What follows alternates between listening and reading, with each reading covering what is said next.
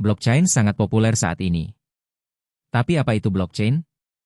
Bagaimana cara kerjanya? Masalah apa yang dapat diselesaikannya? Dan bagaimana cara penggunaannya? Seperti namanya, blockchain adalah rantai blok yang berisi informasi. Teknik ini awalnya dijelaskan pada tahun 1991 oleh sekelompok peneliti dan awalnya dimaksudkan untuk memberi cap waktu pada dokumen digital sehingga tidak mungkin untuk mengubah tanggal atau memalsukannya. Hampir seperti notaris. Namun, teknik ini sebagian besar tidak digunakan hingga akhirnya diadaptasi oleh Satoshi Nakamoto pada tahun 2009 untuk menciptakan mata uang digital Bitcoin. Blockchain adalah buku besar terdistribusi yang sepenuhnya terbuka untuk siapa saja. Teknologi ini memiliki sifat menarik. Begitu data telah direkam di dalam blockchain, sangat sulit untuk mengubahnya. Jadi, bagaimana cara kerjanya? Mari kita lihat lebih dekat sebuah blok. Setiap blok berisi beberapa data, hash dari blok tersebut, dan hash dari blok sebelumnya. Data yang disimpan dalam suatu blok tergantung pada jenis blockchain. Misalnya, Bitcoin blockchain menyimpan detail transaksi, seperti pengirim, penerima, dan jumlah koin. Sebuah blok juga memiliki hash. Kalian dapat membandingkan hash dengan sidik jari. Hash mengidentifikasi suatu blok dan seluruh isinya, serta selalu unik, seperti sidik jari. Setelah sebuah blok dibuat, hashnya dihitung. Jika ada sesuatu yang diubah di dalam blok, hashnya juga akan berubah.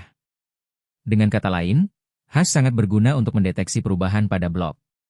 Jika sidik jari suatu blok berubah, maka itu bukan lagi blok yang sama. Elemen ketiga dalam setiap blok adalah hash dari blok sebelumnya.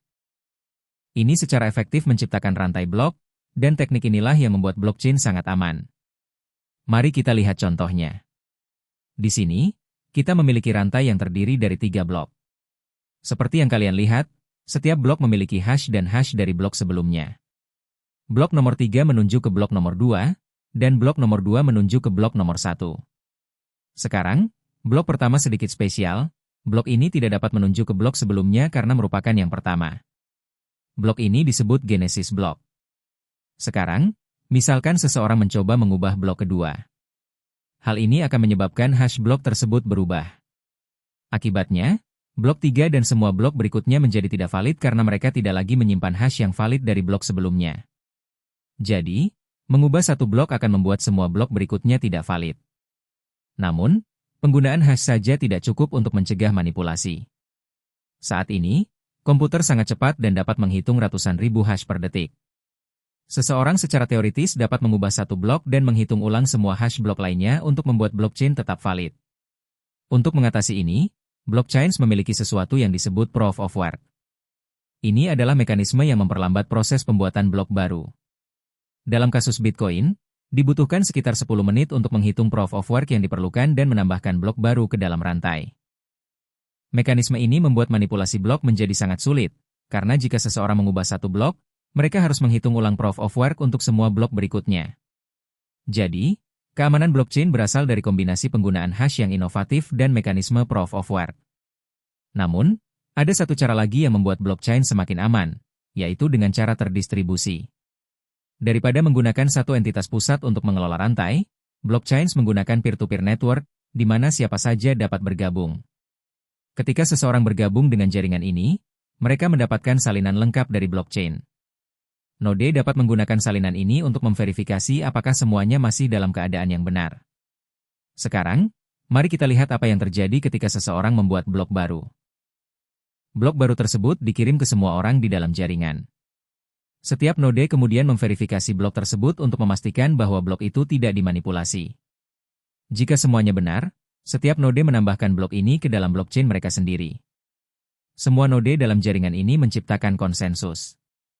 Mereka sepakat tentang blok mana yang valid dan mana yang tidak. Blok yang telah dimanipulasi akan ditolak oleh node lain dalam jaringan. Jadi, untuk berhasil memanipulasi blockchain, seseorang harus mengubah semua blok dalam rantai, menghitung ulang proof of work untuk setiap blok, dan mengendalikan lebih dari 50% dari peer-to-peer network. Hanya dengan begitu blok yang telah dimanipulasi akan diterima oleh semua orang. Tentu saja hal ini hampir mustahil untuk dilakukan. Blockchain juga terus berkembang. Salah satu perkembangan terbaru adalah penciptaan smart contracts. Kontrak ini adalah program sederhana yang disimpan di dalam blockchain dan dapat digunakan untuk secara otomatis menukar koin berdasarkan kondisi tertentu. Mengenai smart contract, kalian dapat menonton video tentang smart contracts di channel saya ya. Penemuan blockchain telah menarik minat banyak orang. Segera setelah itu, orang-orang menyadari bahwa teknologi ini dapat digunakan untuk hal lain, seperti menyimpan catatan medis, menciptakan notaris digital, atau bahkan mengumpulkan pajak.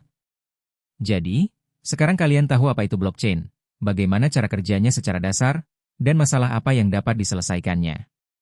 Terima kasih telah menonton video ini, jangan lupa untuk subscribe dan like video ini.